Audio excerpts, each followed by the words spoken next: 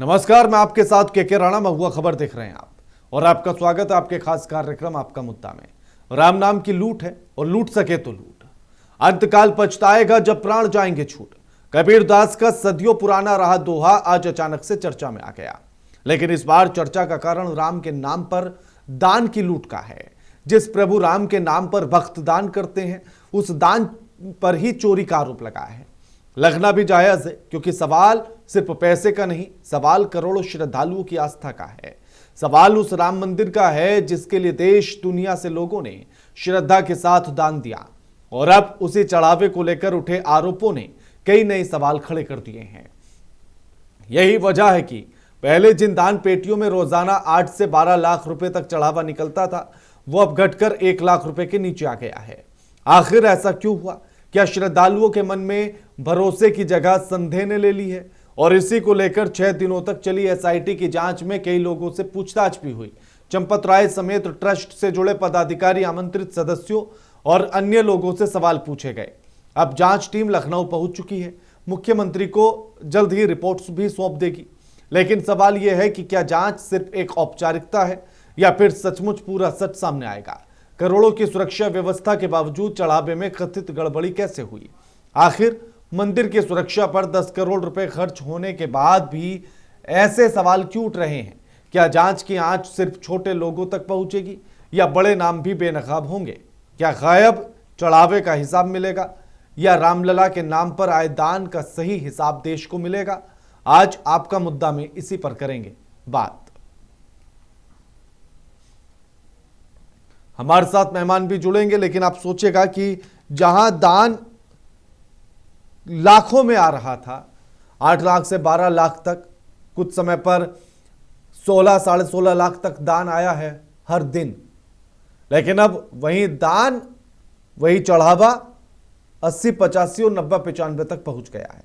सोचेगा कि घटकर इतना हो गया है कि अब महज दान पेटियों से निकलने वाला दान की रकम 80,000, 85,000, 95,000, 90,000 ऐसे निकल रही है, खासकर उस दिन से जब से चढ़ावे पर चोरी लगी।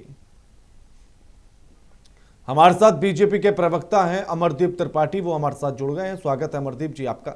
अमरदीप जी, देखिए, सीधे तौर पर असर तो इसका दिख रहा है दान चोरी का, क्योंकि जहां राम मंदिर में हर दिन 16 लाख, साढ़े 16 लाख या 12 से 16 लाख तक की अगर बात की जाए तो हर दिन इतना दान आ रहा था, लेकिन अब वो महज घटकर 80, 85 पहुंच गया है। देखिए, ये बहुत स्वाभाविक सी बात है। जब कहीं आरोप लग जाता है, किसी के ऊपर आरोप लग जाता है, वह दोषी है या नहीं है, या तो जांच के बाद पता चलता है। लेकिन जो है, सामाजिक जीवन में कुछ लोग उसको संदिग्ध मानते हैं। उसको जो है जांच के पहले, निर्णय के पहले ही उसको दोषी समझने का प्रयास लोग करते हैं, समझने लगते हैं। तो ये तो मानव जीवन की एक पद्धति है, लोगों को सोचने की, समझने की एक रीति कह सकते हैं। लेकिन मुख्यमंत्री योगी आदित्यनाथ जी ने बहुत स्पष्ट रूप से कहा है, राम मंदिर जो है कोई राजनीति का अड्डा नहीं है, राजनीति का केंद्र बिंदु नहीं है। या हजारों, केंद्र बिंदु तो करोड़ों हमेशा रहा करोड़ों, राम नहीं, मंदिर देखिए, राजनीति का केंद्र तो रहा। देखिए, करोड़ों करोड़ों श्रद्धालुओं का जो है, इस देश में जो हिंदू हैं उनके आस्था का विषय रहा है। यह राजनीतिक केंद्र नहीं है हमारे लिए। जो विपक्ष के लोग भारतीय जनता पार्टी को समझते हैं कि राम मंदिर अयोध्या का हमारे लिए राजनीतिक मुद्दा है, यह हमारे मुद्दा कभी ना था, ना कभी है और ना रहेगा। राम मंदिर की लेकिन फिर राम मंदिर के नाम पर वोट मांगने की बात क्यों चलती है? फिर राम मंदिर के नाम पर ही वोट मांगने की बात क्यों चलती है? चुनाव में क्यों कहा जाता है कि हम आए तो राम मंदिर बनवा दिया, अगर राजनीति का केंद्र नहीं है तो? नहीं, देखिए, जो हम लोगों ने वादा किया था कि जब हमारी सरकार आएगी तो निश्चित रूप से हम पहल करेंगे, जो है सुप्रीम कोर्ट तक पहल करेंगे राम मंदिर को बनवाने के लिए। जो है हमेशा भारतीय जनता पार्टी के कार्यकर्ताओं ने, आरएसएस के कार्यकर्ताओं ने आंदोलन किया। अगर केंद्र नहीं होता राजनीति का तो हर चुनाव में राम मंदिर नहीं होता। इस बात को स्वीकार कर लीजिए कि राजनीति का केंद्र तो है राम मंदिर। राम के इर्द गिर्द राजनीति घूमती है उत्तर प्रदेश की और देश की, इसमें कोई गुरेज नहीं है। देखिए, हम एक बार पुनः फिर कह रहे हैं, ये हमारे आस्था का केंद्र बिंदु है और हम मत करिए आस्था स्वीकार, के लिए। राजनीति में वैसे भी स्वीकार्यता कम होती है अमरदीप जी, मत करिए स्वीकार इस लेकिन बात को। लेकिन देखिए, लेकिन मेरा सवाल मुख्यमंत्री देखिए, जी ने मेरा बड़ी सवाल उस पर है ही स्पष्टता नहीं, के साथ कह दिया। मेरा सवाल उस पर है ही नहीं अमरदीप जी। मेरा सवाल तो यह है कि राम के प्रति आस्था में कोई कमी नहीं हुई, लेकिन दान चढ़ाने में जरूर संदेह पैदा होने लगा है। लोगों को ये लगने लगा है कि जो हम आस्था के नाम पर चढ़ा रहे हैं वो नहीं राम के काम तक पहुंच रहा है, वो किसी और की जेब में पहुंच रहा है, उसे देखिए, शराब पिलाई जनता जा के रही है ठेकों सामने, पर बैठकर। देखिए, प्रभु श्री राम चंद्र जी के जो ऊपर आस्था रखते हैं, जो श्रद्धालु हैं, उनके संदेह को मिटाने का कार्य हमारा नैतिक कर्तव्य है, क्योंकि हम सरकार में बैठे हुए हैं। मुख्यमंत्री जी ने स्पष्ट रूप से कहा है, 15 दिन इंतजार कर लीजिए, कमेटी जांच कर रही है। अगर किसी ने वहां राम मंदिर पर लूट करने का कार्य किया है तो उसके खिलाफ सख्त से सख्त कार्रवाई की जाएगी, क्योंकि जो राम भगवान पर श्रद्धालु है, जो आस्था का विषय हमारे केंद्र है, उनके साथ में अगर कोई चोरी डकैती करने का उस मंदिर में प्रयास करेगा तो उसको बख्शा नहीं जाएगा, उसके खिलाफ कार्रवाई होगी, वो चाहे किसी का कितना भी सगा हो। और ये भी मुख्यमंत्री जी ने लेकिन कहा लेकिन कि सोचिए अगर ना किसी कि के पास एसआईटी कोई को कल साक्ष्य कल है जांच वो रिपोर्ट सौंपनी एसआईटी थी। टीम को सौंप दे। अमरदीप जी, कल कल जो है एसआईटी को अपनी प्राथमिक जांच रिपोर्ट सौंपनी थी, लेकिन कल की बजाय अभी तक नहीं सौंपी गई है। अभी भी समय है, कब तक सौंपेगी? आज सौंपेगी या कल सौंपेगी? देखिए, निष्पक्षता के साथ एसआईटी टीम अपना जांच कर रही है और हर एक एक पन्ने को ओपन करने का प्रयास कर रही है कि कहीं से चूक ना हो। अगर राम मंदिर के अंदर कोई लूट हुई है, कोई धांधली हुई है, तो जनता के बीच आना चाहिए, श्रद्धालुओं के बीच आना चाहिए और उन दोषियों के ऊपर कठोरतम कार्रवाई करने का कार्य सरकार करेगी, क्योंकि ये आस्था का विषय है। बिल्कुल, हमारे साथ स्वामी कृष्णानंद महामंडलेश्वर श्री धाम वृंदावन के जुड़ गए हैं।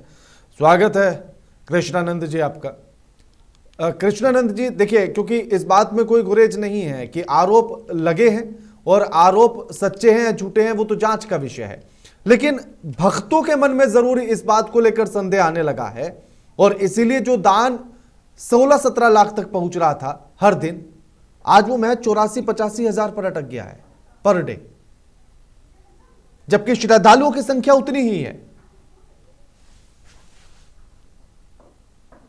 अध्यात्म गुरु महामंडलेश्वर स्वामी कृष्णानंद जी, आपके चैनल के दर्शकों को बहुत बहुत साधुवाद देता हूं। जी, देखिए, बात बिल्कुल सही है कि श्रद्धालुओं को ठेस लगना स्वाभाविक है जब ऐसी घटना हुई है।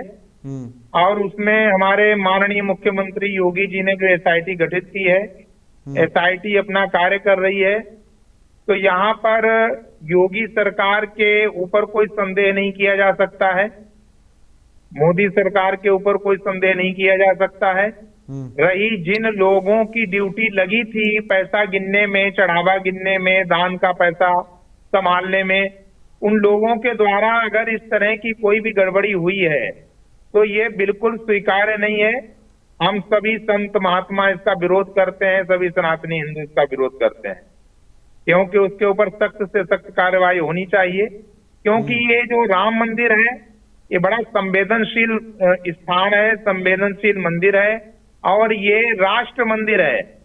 ये पूरी भारत की अस्मिता का स्थान है राम मंदिर, और वहां पर ऐसी घटना होना एक अपने आप में बहुत ही सभी को विक्षिप्त कर रही है। सभी लोग बड़े आश्चर्यचकित हैं, घटना हुई कैसे, इन लोगों के द्वारा हुई है, तो उन पर कार्रवाई होना स्वाभाविक है। बिल्कुल, लेकिन क्या लगता है कि एसआईटी से जो जांच रिपोर्ट आएगी उसमें हो पाएगा सच और झूठ का फैसला?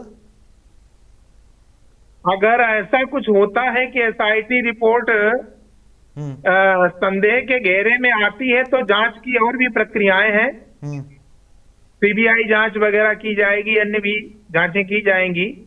तो ऐसा नहीं है, लेकिन दूध का दूध पानी का पानी होगा और होकर के रहेगा।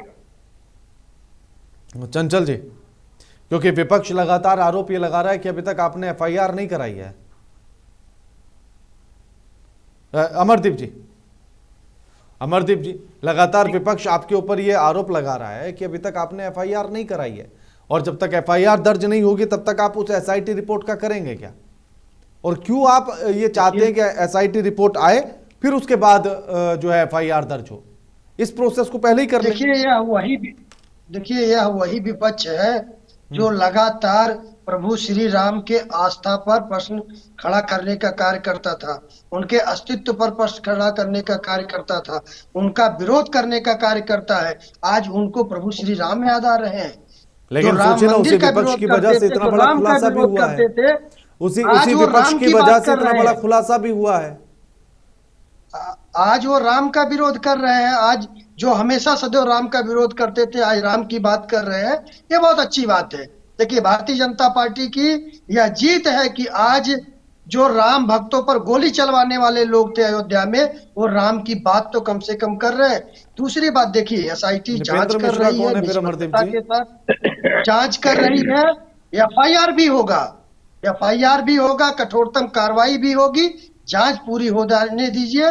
थोड़ा सा धैर्य रखने की जरूरत है, इसमें जल्दबाजी करने की जरूरत नहीं है। थोड़ा धैर्य रखें आप लोग। दूध का दूध, पानी का पानी जनता के सामने, श्रद्धालुओं के सामने, करोड़ों भक्तों के सामने हो जाएगा। अगर कोई दोषी है तो निश्चित रूप से यह पूरा देश देखेगा कि उसके ऊपर किस प्रकार से कठोरतम कार्रवाई की जा रही है।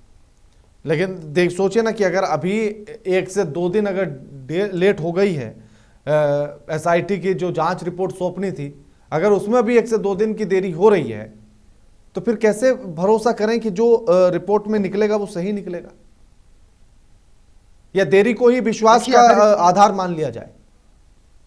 देखिए, अगर किसी को लगता है कि यह एसआईटी की टीम निष्पक्ष जांच नहीं करेगी, तो इसके अलावा और भी प्रक्रिया है। वह अपनी बात को इस लोकतंत्र में रख सकता है, सीबीआई की मांग कर सकता है। लेकिन पहले एसआईटी की सरकार का नैतिक कर्तव्य था एसआईटी की टीम जांच गठित करके उसका जांच करवाना, क्योंकि श्रद्धालुओं के जो आस्था का सवाल है वहां ठेस नहीं पहुंचना चाहिए। और सरकार पूरी तरीके से कटिबद्धता के साथ में, निष्पक्षता के साथ में इसको जांच करवाने का कार्य करेगी। उसके बाद अगर किसी को लगता है या निष्पक्ष जांच नहीं हुआ है, इसमें कोई त्रुटि है, इसमें कोई दिक्कत महसूस कर रहा है, उसके आगे भी सीबीआई की वो मांग कर सकता है जांच की। अभी जो आरोप लग रहे हैं तमाम तरह के, चाहे चंपत राय को लेकर हो या और तमाम लोगों को लेकर हो, क्या कहेंगे उस पर? देखिए, अभी किसी का नाम लेना बहुत जल्दबाजी होगा। मैं इसलिए समझता हूं कि किसी का नाम अभी नहीं लेना ठीक रहेगा। पहले जांच हो जाए, उसमें जो भी दोषी होगा, क्योंकि कई सारे लोगों का लोग नाम लेने का प्रयास कर रहे हैं, नाम उछाला जा रहा है। तो बिना तथ्यात्मक कोई सबूत जब तक आ ना जाए, तो किसी का नाम लेकर किसी को बदनाम करना यह उचित नहीं होना, क्योंकि करोड़ों श्रद्धालुओं के आस्था का विषय है। बिल्कुल, हमारे साथ चंचल जी भी आ गए। चंचल यादव, समाजवादी पार्टी के प्रवक्ता हैं। चंचल जी, स्वागत है आपका। चंचल जी, क्या कहेंगे? एसआईटी को जांच रिपोर्ट सौंपनी थी, लेकिन 1 से 2 दिन की देरी हो गई है। और देखिए, एसआईटी को जो जांच रिपोर्ट सौंपनी थी, मैं एक बात आपको बताना चाहता हूं कि भारतीय जनता पार्टी के लोग एसआईटी इसलिए बनाए थे कि वो कैसे चढ़ावे के धन को कैसे छुपाया जाए, कैसे अपने लोगों को क्लीन चिट दी जाए। जिस तरीके से चंपत राय ने चपत लगाई है, ये बहुत ही दुर्भाग्यपूर्ण है। अगर आप सोचें, आप बताओ, बड़ा हास्यास्पद नहीं लगता है? अभी हमारे जो बीजेपी के साथी बोल रहे थे, कह रहे हैं कि आप वेट करिए। आप बताओ, जो 2,98,00,000 रुपए बरामद हुए हैं, किसके यहां से बरामद हुए हैं? और जो बरामद हुए जिसके पास से, उसके खिलाफ एफआईआर क्यों नहीं हो रही है? अभी तक के आपके इतिहास में ऐसे कोई आप मुझे जांच बताओ जिसमें बगैर कोई एफआईआर को एसआईटी जांच की गई हो। अभी 1-2 दिन की बात करें, इनसे पूछो जरा, 2022 में जब भूमि घोटाला किया था इन्होंने प्रभु रामचंद्र जी के लिए, जो जमीन एक्वायर हो रही थी, वो जमीन में भी एसआईटी बनी थी। बताओ त्रिपाठी जी, कहां गई जांच? है कोई रिपोर्ट आपके पास जो आपको संज्ञान में हो? 15-15 लाख की जमीन 2.5-3-3 करोड़ रुपए में खरीदी गई। 4.5 बिस्वा की जमीन, यानी अगर देखा जाए तो 80 से 90 लाख रुपए बीघे की जमीन को 12-12 करोड़ रुपए में खरीदा गया, 15-15 करोड़ में खरीदा गया। 24 घंटे पहले रजिस्ट्री होती है, वो 2.5 करोड़ की और बिकती है कितने में? 12 करोड़ 15 करोड़ में ट्रस्ट खरीदता है। कहां गई जांच? ये सारे दस्तावेज आपके पास है। एसआईटी की ओर जांच करनी होती निष्पक्ष, तो सबसे पहले तो जो भूमि घोटाला हुआ है प्रभु श्री राम जन्मभूमि के ट्रस्ट में, उसकी जांच हो जाती है। दूसरी दूसरी बात मैं कहना चाहता हूं, एक नहीं हुए, ये प्रभु श्री रामचंद्र जी हमारे करोड़ों हिंदुओं की आस्था का सवाल है। ये भाजपाई मुंह में राम बगल में छुरी वाले लोग वहां पे केवल और केवल लूटने का काम कर रहे हैं। पहले चंदा में चोरी किए, पता नहीं न जाने कितनी सिलाएं गायब है। ये हम लोग तो कह ही रहे थे पहले से, लेकिन इनके जो आनुषांगिक संगठन है जैसे विश्व हिंदू परिषद, हिंदू महासभा है, बजरंग दल है, न जाने कितने संगठन इनके हैं जो केवल इनकी कार्यक्रम है देश में नफरत फैलाना, जो पाकिस्तान का काम है, आईएसआई का जो काम है हिंदुस्तान में हिंदू मुसलमान के बीच खाई पैदा करके देश को अस्थिर करने का, वही काम भारतीय जनता पार्टी के भी लोग कर रहे हैं। मैं एक बड़े प्रूफ के साथ, दावे के साथ कह सकता हूं। तो आप बताओ रामचंद्र जी का जो ट्रस्ट में जो पैसा इकट्ठा हो रहा है, हम कह रहे कितना कठिन काम है। जब एक व्यक्ति 12 से 14 हजार रुपए की नौकरी करता है, पहली बात तो आदरणीय चंपत राय जी को यह बताना चाहिए कि भाई जो ये 12-14 लोग हम सैलरी देते हैं 12-14 हजार रुपए, या डायरेक्ट उनके खाते में देते हैं या किसी कंपनी के खाते में देते हैं, कंपनी इनको देती है। अभी तक ये भी डेटा नहीं आ पाया। दूसरा मैं आपको बताऊं राणा साहब, दूसरा डेटा हम लोग जो लोग मांग रहे थे जांच के लिए, सवाल खड़ा कर रहे हैं, लोग कह रहे हैं जो लोग चोरी करने वाले हैं वही लोग आज के समय में जांच में सहयोग कर रहे हैं। अब बताओ, लश्कर भी तुम्हारा है, सरकार भी तुम्हारा, झूठ को सच लिख दो, अखबार भी तुम्हारा है। अब आप ही को जांच करने के, चंपत राय जी वहां एक फूल वाला जो सप्लाई करता है उसका भी टेंडर आदरणीय चंपत राय जी डिसाइड करते हैं कौन फूल सप्लाई करेगा, कौन पानी सप्लाई करेगा, कौन साफ सफाई का ध्यान देगा, कौन रख रखाव करेगा। आपको एक वाकया बताता हूं, जब ध्वजारोहण कार्यक्रम हो रहा था, प्रभु श्री रामचंद्र जी के ध्वज का जो है वहां पे अनावरण हुआ, जब ध्वज फहराया गया, उसमें 10 करोड़ 12 लाख रुपए ट्रस्ट ने खर्च किए। अभी पूछा जाए, बताओ ये पैसे कोई लोग मांगे उसको निपटा दिया गया बगैर, वही जो न खाता न वही जो चंपत जी गए वही सही। तो चंपत जी ने चपत लगाई है, और ये बात मैं नहीं कह रहा हूं, ये वहां अंदर के लोग कह रहे हैं। अच्छा आप बताओ, इसके बाद पिछले 4.5-5 महीने से सीसीटीवी कैमरे क्यों डिलीट हैं, फुटेज क्यों डिलीट कर दी गई है? कोई जवाब है त्रिपाठी? कौन डिलीट करने वाला, उसके खिलाफ कार्रवाई क्यों नहीं हो सकती है? जहां परिंदा भी पर नहीं मार सकता है वहां इतनी बड़ी चोरी क्या डकैती बोलो भैया, डकैती हुई है। और अभी तो मैं देखा एक संतोष दुबे हैं जिन्होंने, जो नृपेंद्र मिश्रा जी ने गोलियां चलवाई थी, 4-4 गोली लगी थी, जो नृपेंद्र मिश्रा इसमें ट्रस्ट के अध्यक्ष हैं, तो बताए उन्होंने, मैं एक दिन डिबेट में बैठा तो उन्होंने कहा चंचल जी 4 गोली लगी है, वही नृपेंद्र मिश्रा ने गोली चलवाया था, और आज जो ट्रस्ट के अध्यक्ष वो बोल रहे थे।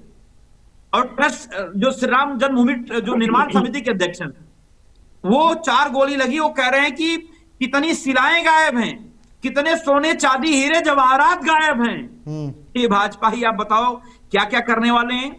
ये जहां भी देखो केवल लूटपाट करते हैं। पूरी दुनिया में ट्रेंड कराया इन्होंने, चंदा दो धंधा लो। आपको याद होगा पूरी दुनिया में इन्होंने बीफ एक्सपोर्ट कंपनियों से चंदा खाए, 5 चीनी कंपनियों से चंदा खाए इन्होंने, पाकिस्तानी कंपनियों से चंदा खाने वाली पार्टी है बीजेपी। दुनिया की सबसे बड़ी पार्टी होने का दम भरती है, लेकिन आप बताओ चंदा खाने वाले कौन लोग हैं? चंदा में चोरी करने वाले कौन लोग हैं? चढ़ावा में चोरी करने वाले कौन लोग हैं? जमीन में बेईमानी करने वाले कौन लोग हैं? हमारे महामंडलेश्वर जी बैठे हैं, बहुत सम्मानित है, मैं प्रणाम करता हूं आपको। लेकिन सच्चाई तो सर यह है कि आप लोगों के सामने, आप लोगों की आंख के सामने जिस तरीके का प्रभु श्री रामचंद्र जी के साथ, मेरे आराध्य देव भगवान श्री रामचंद्र जी के साथ जो खिलवाड़ हो रहा है, मैं सच में कभी कभी नींद नहीं आती हम समाजवादियों को कि भाजपा किस लेवल का काम कर सकते हैं। ठीक है चंचल जी, ठीक है। स्वामी जी देखिए, तमाम आरोप लगा रहे हैं समाजवादी पार्टी के लोग, और वो कह रहे हैं कि आखिर क्यों सीसीटीवी फुटेज डिलीट किए गए, आखिर क्यों जमीन घोटाले में जो एसआईटी बनी थी उसने अभी तक क्या रिपोर्ट दी है, क्या उसके बारे में पता है? तो फिर इस एसआईटी पर भरोसा कैसे करें?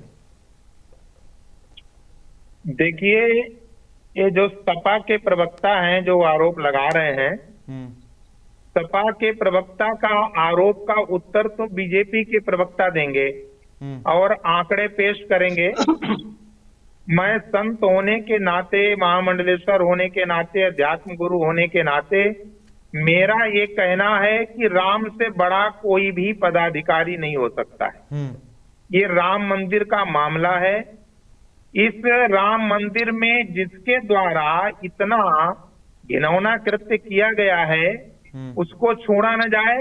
मैं जब डिबेट में बैठा हुआ था, जब एसआईटी गठित हुई उसके एक दिन पहले ही डिबेट में बैठा हुआ था।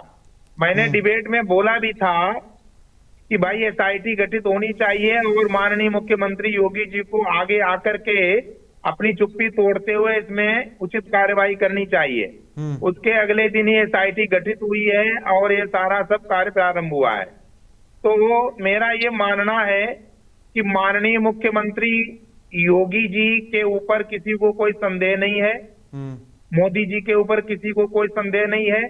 जिनके हाथों में ये सौंपा गया था, ये राम मंदिर जैसा संवेदनशील स्थान जो एक राष्ट्र मंदिर के रूप में है, जिनके हाथों में सौंपा गया और उनके द्वारा यदि मैं पदाधिकारियों को व्यक्तिगत रूप से भी जानता हूं, चंपत राय जी को व्यक्तिगत रूप से जानता हूं, प्राण प्रतिष्ठा हुई थी उससे पहले मिलना हुआ था उनके कक्ष में, और जो कोषाध्यक्ष हैं पूज्य गोविंद देव गिरी जी महाराज जो ऋषिकेश में रहते हैं, वो भी व्यक्तिगत रूप से हमको जानते हैं, हम उनको जानते हैं।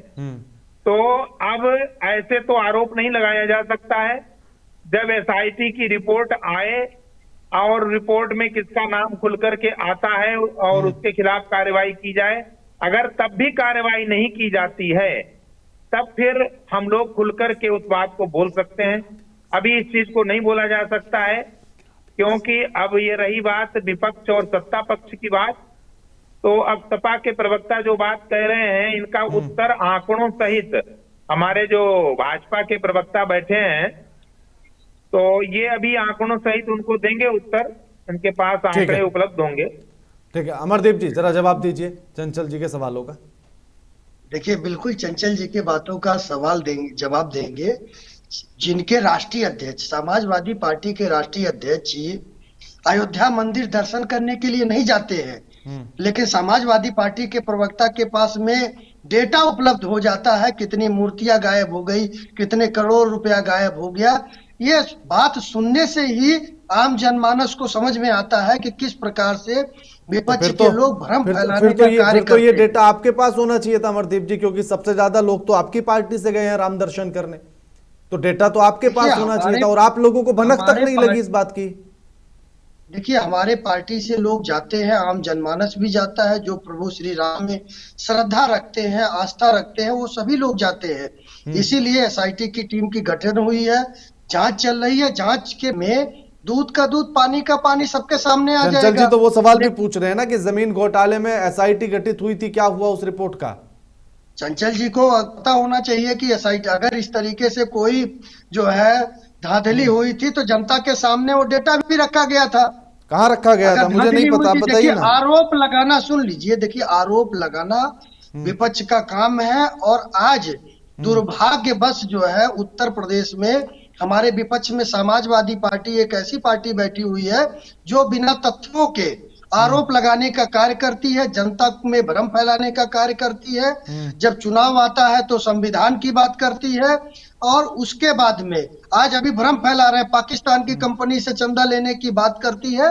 तो देखिए, अफवाहों में जनता नहीं आने वाली है, इस बात को समझती है, और जनता को पूर्ण विश्वास है कि उत्तर प्रदेश के मुख्यमंत्री योगी आदित्यनाथ जी हैं।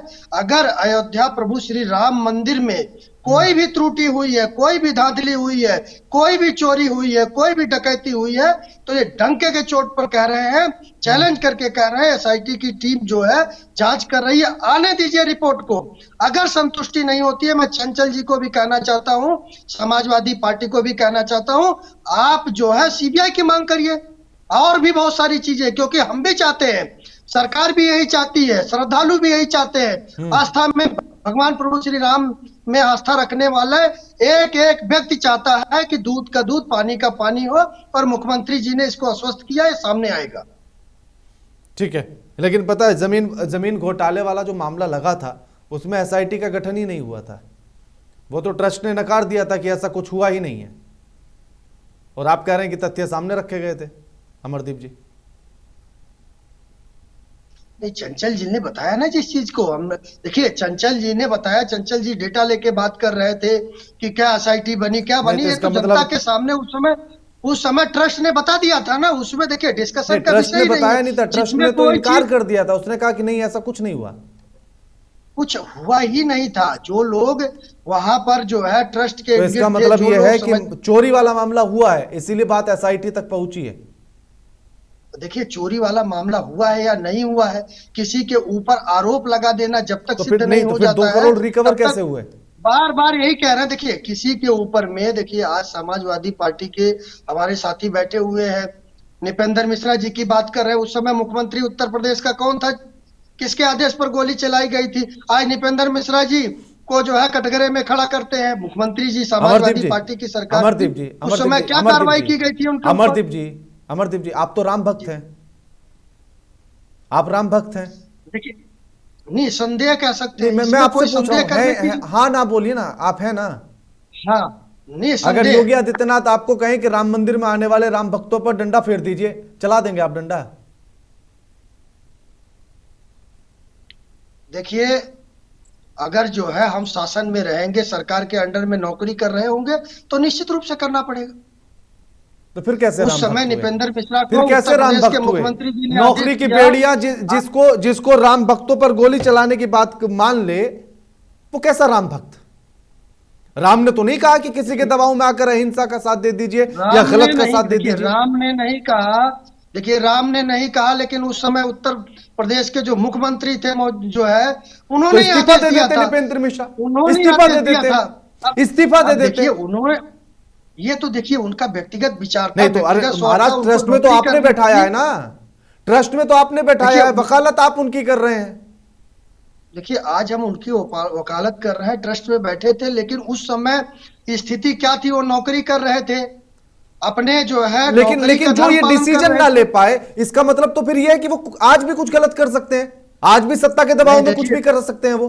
देखिए कल वाली सत्ता नौकर के जो दबाव में होता है, उन्होंने गोली चलाई, आज नहीं, वाली सत्ता देखिए के दबाव में भी कुछ कर सकते हैं। फिर सिपाही कभी गुनाहगार नहीं होता, सिपाही को आदेश देने वाला तो फिर गुनाहगार होता है। सस्पेंड और क्यों उस होते हैं समय जो सिपाही? है सिपाही समाजवादी सस्पेंड क्यों पार्टी होते की हैं? सरकार थी, सिपाही समाजवादी सस्पेंड पार्टी क्यों के होते जो हैं अमरदीप मुखिया जी? थे, अगर मुख्यमंत्री सिपाही थे, उन्होंने गुनहगार आदेश नहीं दिया था। होता है, अगर सिपाही गुनहगार नहीं होता है, तो फिर उसको सस्पेंड क्यों किया जाता है?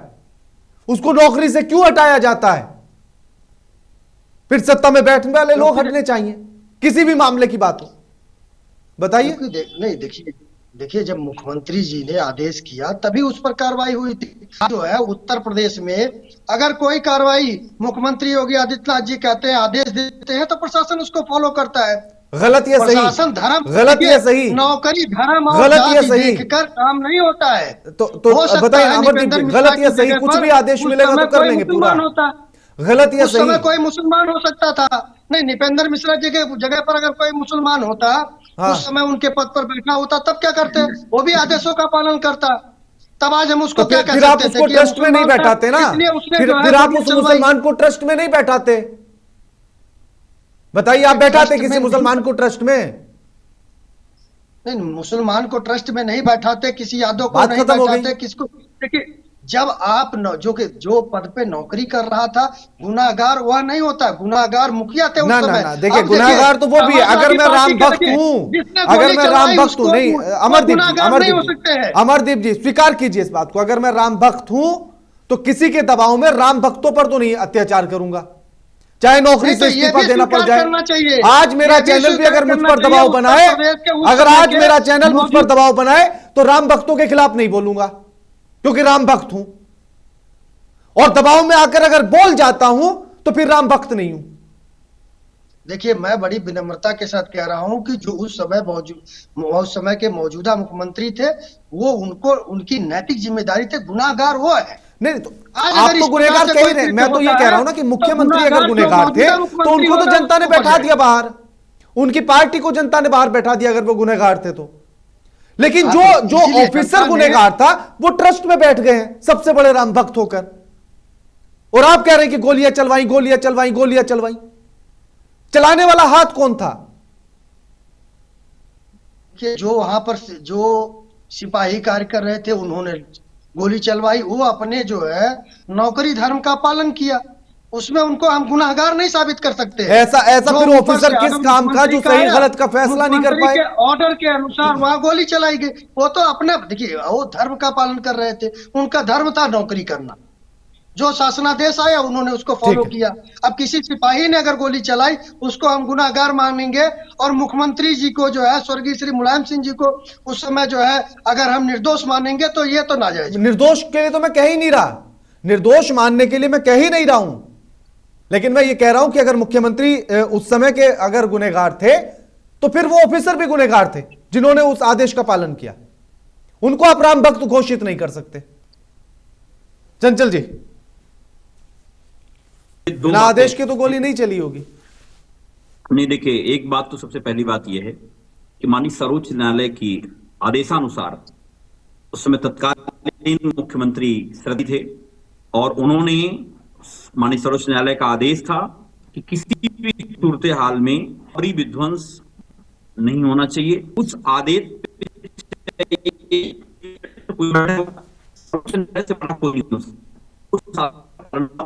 और जहां तक बात अंदर में, जब मुख्यमंत्री आदेश देता है कि लॉ एंड ऑर्डर मेंटेन किया जाए, ये नहीं कहता गोली चलाने के लिए। ये नृपेंद्र मिश्रा जी ने जो गोलियां चलवाई, आज जो ट्रस्ट किया इसे कुछ छुपा तो अलग बात है। मैं एक बात पूछना चाहता हूं, महाकुंभ में भी एसआईटी का गठन हुआ था राणा साहब, महाकुंभ में भी एसआईटी का गठन हुआ था। और जो मैंने इसके पहले बोला था एसआईटी गठन के बारे में, वहां पे इस घोटाले की जांच की बात हुई थी, एसआईटी की बात कही गई थी, लेकिन बीजेपी ने एसआईटी की बात नहीं मानी।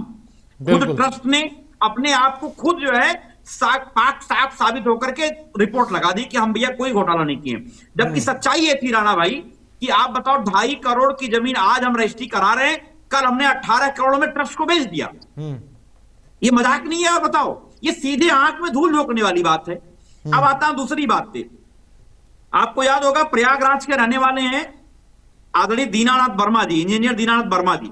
वो ये आरोप, लिखित आरोप लगा रहे हैं कि जब मैं वहां पे कार्यरत था तो अनिल मिश्रा 40% कमीशन लेते थे, और जब मैंने चंपत राय जी से शिकायत किया तो चंपत राय जी चुप रहे, कुछ भी नहीं बोले। त्रिपाठी जी, ये लिखित में दिया उस बंदे ने, आप उनको चाहो तो इस बात के लिए पूछताछ करा लो। और चंपत राय जी चुप रहे, कुछ भी नहीं बोला उन्होंने। और उसके बाद क्या हुआ, अनिल मिश्रा जी जो है अपनी व्यवस्था आगे बढ़ाते चले गए और उनको दीनानाथ वर्मा जी को हटा दिया गया वहां से। आपको जानकारी होगी त्रिपाठी जी। अरे दिल पे हाथ रख लो एक बार भैया, दिल पे एक बार हाथ रख करके बोलो और अंदर से आंख बंद करके प्रभु श्री रामचंद्र जी को याद करो, तब आपके अंतरात्मा आपको जो है क्या नाम है दुत्कारने का काम करेगी कि बताओ किस पार्टी के नेता हो, सही भी नहीं बोल पा रहे हो। कम से कम प्रभु श्री रामचंद्र जी का भक्त हो तो सही बातें करो, जैसे राणा जी ने कही अभी बात को। मैं एक बात कहना चाहता हूं, जब ये 40% कमीशन की बात होती थी और धमकाया जाता था कि अगर आपने कुछ अगर बाहर बोल दिया तो आपकी ऐसी तैसी हो जाएगी, ये हम नहीं कह रहे, दीनानाथ वर्मा जी ने कहा है। मैं एक बात पूछना चाहता हूं कि महाकुंभ में भी एक एसआईटी का गठन किया गया था कि वहां पे भगदड़ हुई, वहां पे मौतें हुई, और कितनी मौतें हुई कोई भी अभी तक एसआईटी ने रिपोर्ट नहीं दिया। और यहां तो सरेआम बाकायदा जिन लोगों के घर से पैसे मिले हैं राणा भाई, उनके खिलाफ क्या एफआईआर हुई। अब अगर मान लिया राणा जी के घर में चोरी हुई, एक और मैं छोटा सा वाक्य बताता हूं। बीजेपी के एक बड़े नेता है जो लोगों को लगातार पाकिस्तान भेजते रहते हैं, उनका नाम है गिरिराज सिंह। जुलाई 2014 में उनके घर चोरी होती है, उन्होंने एक एफआईआर लिखवाई कि मेरे घर में 50,000 की चोरी हुई। अमित त्रिपाठी जी सुनकर के आपको सच में, अमरदीप भाई सुनकर के आपको आश्चर्य होगा। तो जब उन्हें चोरी हुई तो उन्होंने बताया कि जो है ये हमारे घर से चोरी हुई है। उसके बाद हमारे घर से जब चोर पकड़ा गया तो चोर के यहां से पता क्या क्या बरामद हुआ, चोर के यहां से बरामद हुआ लगभग जो डेटा है 1 करोड़ 14 लाख रुपए नगद प्राप्त हुए, 600 अमेरिकी डॉलर प्राप्त हुए, सोने चांदी आभूषण और 6 महंगी घड़ियां बरामद की गई। जो गिरिराज सिंह कल 50,000 चोरी की बात करते थे। तो मैं तो ये कह रहा हूं कम से कम ट्रस्ट इतनी केवल बात कह दे कि हमारा 5 लाख चोरी हुआ है, कम से कम ये तो एफआईआर लिखा सकता है, दूध का दूध पानी का पानी हो जाएगा। अभी मैं देखा नृपेंद्र मिश्रा जी कह रहे थे कि जो है वो बैंक वालों की भी गलती हो, बैंक वालों ने भी गलती करी है।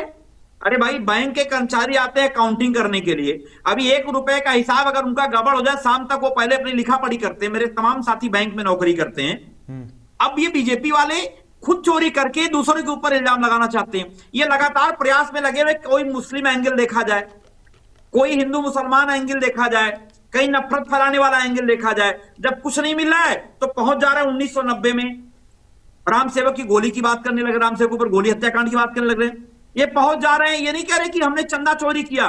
1400 करोड़ रुपए गायब हो गए राणा साहब, अभी तक कोई हिसाब नहीं है। पीएम केयर फंड का ऑडिट नहीं करा सकते आप। पीएम केयर फंड को ना तो आरटीआई के दायरे में डाला सकता है। भाई जनता का पैसा है, जनता का पैसा तो हमें जानकारी होनी चाहिए ना राणा भाई कि हमने पैसे आप कहां कहां खर्च कर रहे हो। इतने नहीं, जितना महमूद गजनवी और मोहम्मद गोरी ने मंदिरों को लूटा है, उतना यह भारतीय जनता पार्टी के लोगों ने लूटने का काम किया है। और बता दूं, ये भी शायद जानकारी अंदर खाने से मिल रही थी मुझे। मैं देख रहा कई सारे जो है हमारे जो वहां पे संत महात्मा बता रहे हैं कि किस तरीके से आदरणीय अमित शाह जी ने अपने 13 लोगों को बैठाया हुआ वहां पे। ये लड़ाई बल्कि जानते कि चोरी में बंटवारे में गड़बड़ी हुई तब बाहर मामला आया है, अभी बाहर भी नहीं आता। वो तो समाजवादी पार्टी हमारी इतनी वहां पे सक्रिय है, हमारे पवन पांडे इतने सक्रिय हैं, वहां पे नेता हैं। आदरणीय पवन पांडे जी ने इस बात का पर्दाफाश करने का काम किया। बीजेपी वाले चोरी करते रहते लगातार, ये त्रिपाठी जी को जानकारी भी नहीं मिल पाती। ठीक है, महामंडलेश्वर जी क्या कहेंगे? क्योंकि जो बात अमरदीप जी कह रहे थे कि मुख्यमंत्री ने आदेश दिया इसीलिए नृपेंद्र मिश्रा ने गोली चलाई होगी, तो दोषी नृपेंद्र मिश्रा थोड़ी ना हुए, वो तो राम भक्त हैं। देखिए राणा जी, आप जो है सब एडिटर हैं एक चैनल के, जो प्रश्न आप हमसे कर रहे हो, इस प्रश्न का उत्तर आप भली भांति जानते हैं। नहीं, एक बार आप भी बताइए ना, हो सकता है कि आपकी बातों से ज्यादा सहमति होगी, मेरी बातों पर सहमति कम हो सकती है। आप महामंडलेश्वर हैं तो आपकी बातों पर सहमति ज्यादा जताई जाएगी। एक घटना नहीं है, कई घटनाएं ऐसी हैं। मैं इस घटना को छोड़ करके आपको और भी तमाम घटनाएं बता रहा हूं कि जिस समय इमरजेंसी का आदेश दिया, इमरजेंसी लगाई इंदिरा सरकार ने, कांग्रेस सरकार ने, ठीक है, उस समय सारे नियमों को ताक पे रख दिया गया और इंदिरा गांधी के आदेश से आपातकाल लगा दिया गया। उस समय आप किस अधिकारी को अपराधी बताओगे? सन 84 में जो दंगे हुए थे, उससे पहले जो इन्होंने गोल्डन टेम्पल में गोलियां चलवाई थी सिखों के ऊपर, भिंडरवाला मामले में, उस समय गोल्डन टेम्पल में भी गोलियां चली थी। वो किसके आदेश से चली थी? कांग्रेस सरकार के आदेश से चली थी। तो उसमें आप किसी अधिकारी को दोषी बताओगे कि कांग्रेस सरकार को दोषी बताओगे? तो इन सब मामलों में जाना नहीं है।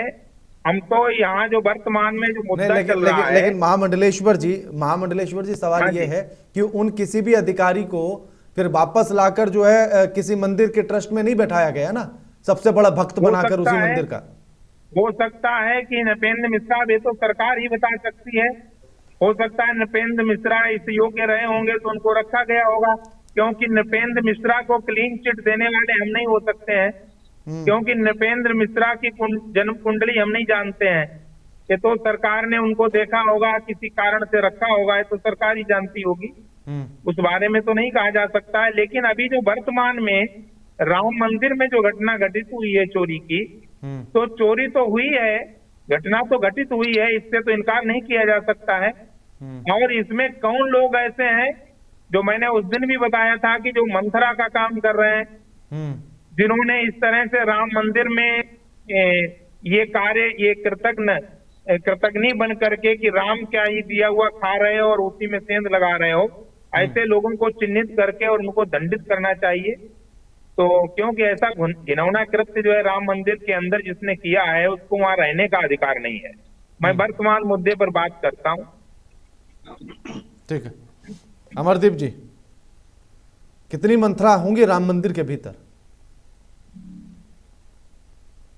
देखिए, राम मंदिर के भीतर मंत्रा कितनी भी हो, लेकिन 100 बात की एक बात, जो भी वहां पर जांच के बाद में दोषी निकल के आएगा, महामंडलेश्वर जी ने कहा कि उसको दंडित किया जाना चाहिए। और सरकार, भारतीय जनता पार्टी इस स्तर पर है कि जो भी दोषी पाया जाएगा उसको इस प्रकार से दंडित किया जाएगा कि सारे जनमानस में एक मिसाल कायम किया जाए कि जो लोग इस प्रकार से आस्था के साथ खिलवाड़ करने का कार्य करते हैं, जो जनमानस के आस्था को लूटने का कार्य अगर कर रहे हैं, तो उनको बहुत बड़े लेवल से दंडित किया जाएगा। उसमें कोई हिल्ला हवाली नहीं किया जाएगा, लेकिन थोड़ी सी सब्र रखने की जरूरत है, थोड़ा इत्मीनान रखने की जरूरत है, लोगों को इंतजार करने की जरूरत है। जब तक आप दोषी साबित नहीं होते हैं तब तक किसी का नाम लेने, देखिए कोई व्यक्ति का नाम जब तक सिद्ध नहीं हो जाता है दोष में, अभी आरोप लगा है, कितना पैसा चोरी हुई है, कौन सी मूर्तियां चोरी हुई है। पवन, अभी हमारे चंचल भाई कह रहे थे कि पवन पांडे जी वहां रहकर वो सीसीटीवी लगा के रखे हैं, तो मुख्यमंत्री जी ने तो कहा कि अगर किसी के पास में कोई तथ्य है कि मंदिर के अंदर चोरी हुई है तो वो अपने जो है डेटा को, डॉक्यूमेंट को एसआईटी टीम को जो है सौंप दे, जांच चल रही है, या सार्वजनिक कर दे। अगर पवन पांडे जी अयोध्या के हैं, वरिष्ठ नेता है, समाजवादी पार्टी के, वहां उनका घर है, हम भी उनका सम्मान करते हैं। अगर उनके पास में कोई ऐसे तथ्य आए हैं कि मंदिर में कोई मूर्ति चोरी हुई है, कोई गधा चोरी हुआ है, या उन्होंने देखा है कोई वीडियो, 1250 जो है शिलालेख चोरी होने का भी दावा हो रहा है। देखिए दावा हो रहा है, आरोप लग रहा है, लेकिन क्या जो चोरी हुई है उसका कोई पवन पांडे जी के पास में, या चंचल जी के पास में, या समाजवादी पार्टी के पास में, किसी नेता प्रवक्ता के पास में, किसी कार्यकर्ता के पास में, या कोई श्रद्धालु के पास में कोई फुटेज है, कोई सीसीटीवी में कोई वीडियो है, या कोई तथ्य है, कोई डॉक्यूमेंट है कि वो ले जाकर किसी दुकान में बेचा है या कहीं छुपा के रखा, अगर कुछ निकलता है तो निश्चित रूप में जब हम सरकार कार्रवाई करने के लिए तैयार है, जांच कर रहे हैं, तो इसमें मुझे लगता है कि इसमें राजनीतिकरण करके इस बात को जो है अब जो है दूसरे एंगल देना ठीक नहीं है। हाँ ठीक है चंचल जी, अखिलेश यादव कह रहे हैं कि राम मंदिर चढ़ावा चोरी की रिपोर्ट ही चोरी ना हो जाए, एसआईटी को अलर्ट रहना चाहिए।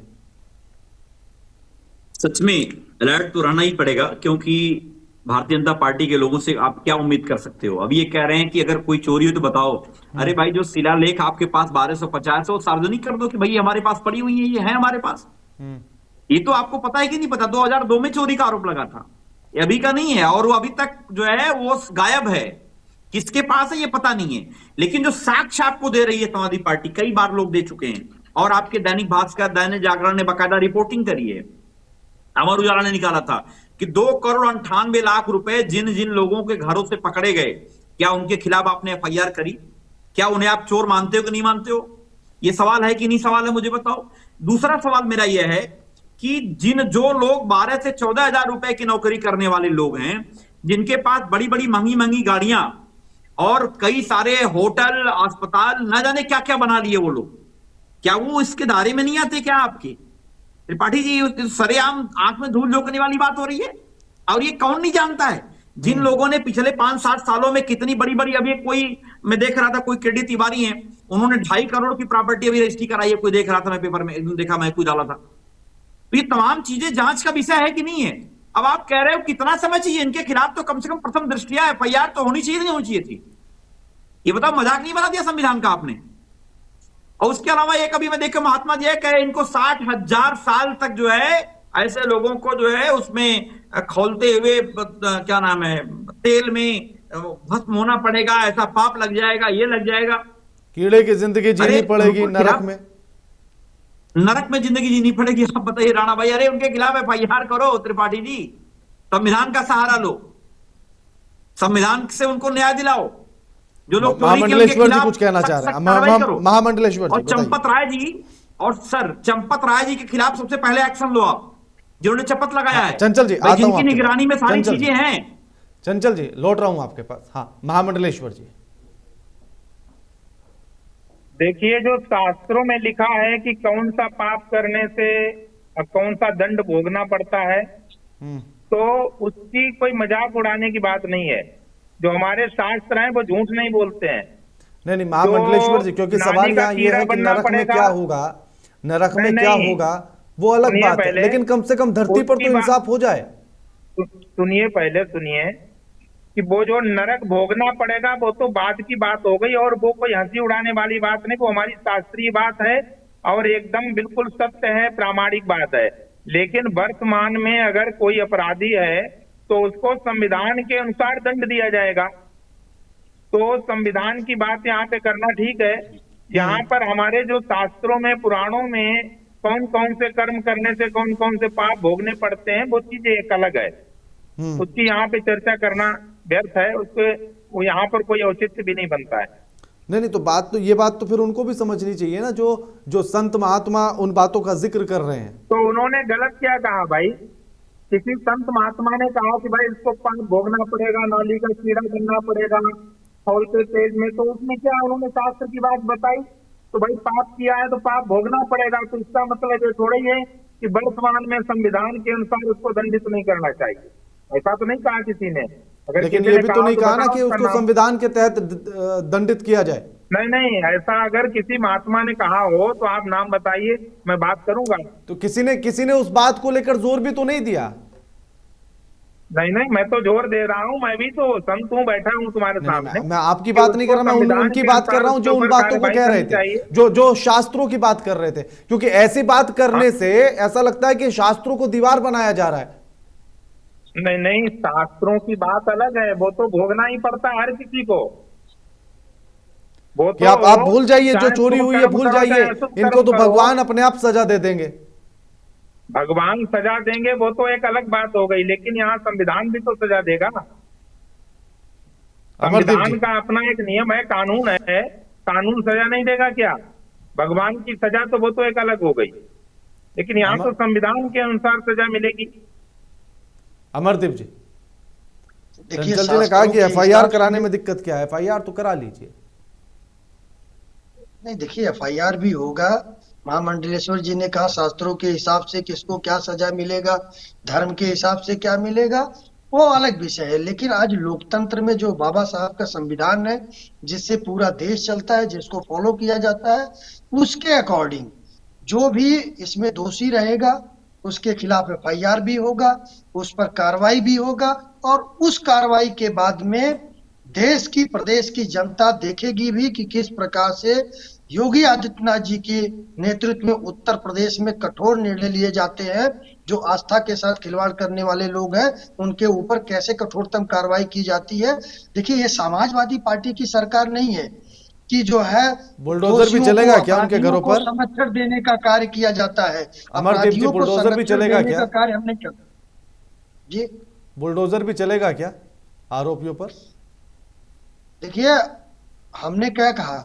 हमने कहा कि जो दोषी होंगे उनके ऊपर ऐसी कार्रवाई होगी कि पूरे देश और दुनिया में मिसाल कायम होगा। उसमें बुलडोजर होगा, उसमें और आगे क्या कार्रवाई होगी, लेकिन मिसाल कायम होगी। ऐसे लोगों के साथ कोई रियायत नहीं बरता जाएगा। हाँ, चंचल जी।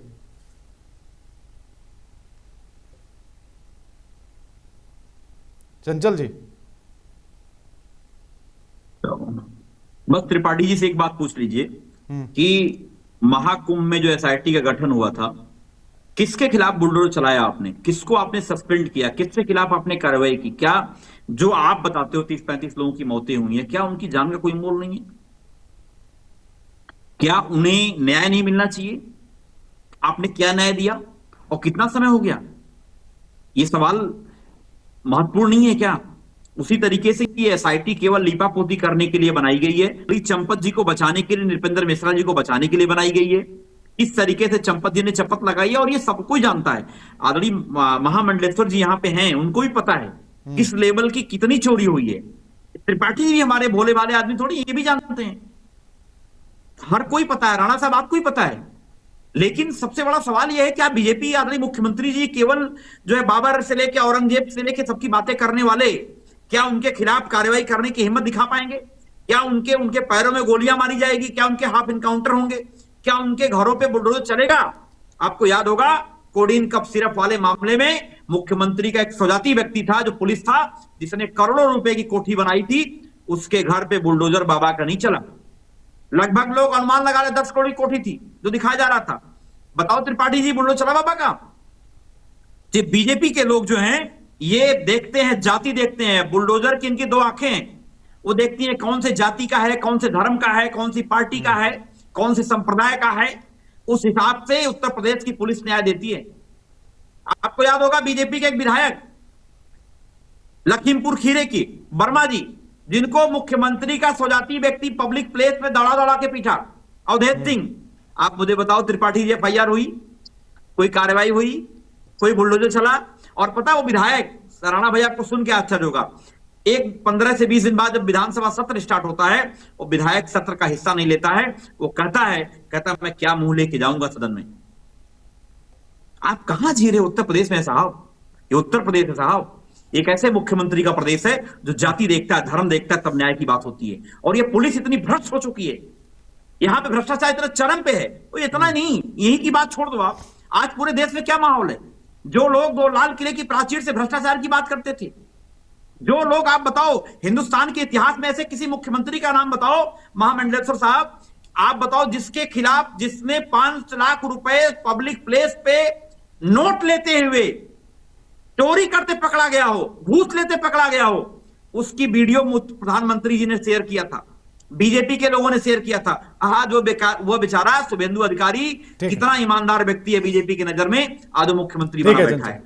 हेमंता बिस्वा शर्मा, आपको याद होगा वाटर स्कैम घोटाला, बकायदा बुकलेट जारी करी बीजेपी ने, चंचल जी आज वो मुख्यमंत्री बन बैठा है। आप किससे, राणा भाई आप किससे उम्मीद कर रहे हो? नहीं किसको न्याय देंगे बीजेपी के लोग? क्योंकि विषय वो नहीं है ना, इसलिए महामंडलेश्वर जी, लास्ट कमेंट आपका, क्या आपको लग रहा है कि पूरे मामले में जब एसआईटी की प्राथमिक रिपोर्ट आएगी तो क्या सब कुछ साफ हो जाएगा, फाइनल रिपोर्ट में और ज्यादा तस्वीर साफ होगी, या फिर लिपापोती वाली साफ नहीं होने वाला है? केवल और केवल देखिए जहां तक माननीय मुख्यमंत्री योगी जी की बात है, उन्होंने जो एसआईटी गठित की है, इससे उनकी मंशा साफ लगती है। और अब जितने भी सनातनी हिंदू हैं, 100 करोड़ सनातनी हिंदू और हम सभी संत महात्मा, ये उम्मीद लगा करके बैठे हैं कि शीघ्र एसआईटी की रिपोर्ट आए और जो भी उसमें अपराधी हैं उन पर त्वरित कार्रवाई की जाए, और ऐसी कार्रवाई की जाए जो मिसाल हो, क्योंकि राम मंदिर जैसे स्थान पर कोई इस तरह की कुकृत्य और घिनौने कर्म करने की हिम्मत न करे, साहस न कर सके। अमरदीप जी, लास्ट कमेंट पूरे मामले पर। देखिए, समाजवादी पार्टी और विपक्ष के लोग न एसआईटी पर भरोसा करते हैं, न सीबीआई पे भरोसा करते हैं, न सुप्रीम कोर्ट पर भरोसा करते हैं। तो यही लोग बताते हैं कि किससे जांच करा दिया जाए जिस पर इनका भरोसा है। ठीक, हम तो सरकार में बैठे हुए हैं, सरकार एसआईटी जांच करके दूध का दूध पानी का पानी साफ करेगी। ठीक है। शुक्रिया आप सभी मेहमानों का हमारे साथ इस चर्चा में जुड़ने के लिए और तमाम बातचीत करने के लिए। अमरदीप त्रिपाठी जी आपका भी शुक्रिया, चंचल जी आपका भी, स्वामी कृष्णानंद महामंडलेश्वर जी आपका भी शुक्रिया, आपने अपना कीमती समय दिया। लेकिन रामदान की लूट को लेकर आखिर अब रिपोर्ट में क्या कुछ तस्वीर साफ होगी, क्या कुछ निकल कर आएगा, ये देखना होगा। लगातार खबरों के लिए देखते रहिए महुआ खबर। नमस्कार।